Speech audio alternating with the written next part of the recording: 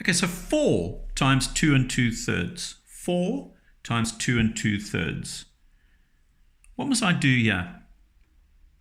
I think the first thing you've got to do is you've got to make that number an improper fraction, a top-heavy fraction. And we do that quite simply by putting it over 1. Okay? And if you remember with the previous tip, we are now going to make this a top-heavy fraction as well. So 3 times 2 is 6, plus 2 is 8, so 8 over 3, okay? 3 times 2 is 6, plus 2 is 8 over 3. Now we look to see if we can simplify anywhere, up and down or across. And in this instance, no, we can't. So, next step. Multiply the two numerators. 4 times 8 is 32. And 1 times 3 is 3.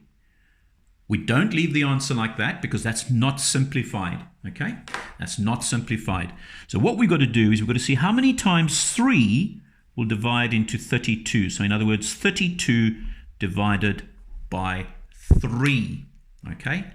And in this case, 3 will go into 32 10 times, giving me 10 whole numbers. And what's left over? 3 times 10 is 30. So 2 over 3. Okay?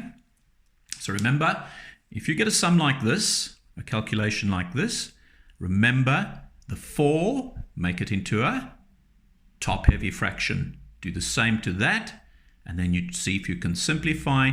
We couldn't in this instance, so we just did a little division sum, and our final answer was 10 2/3.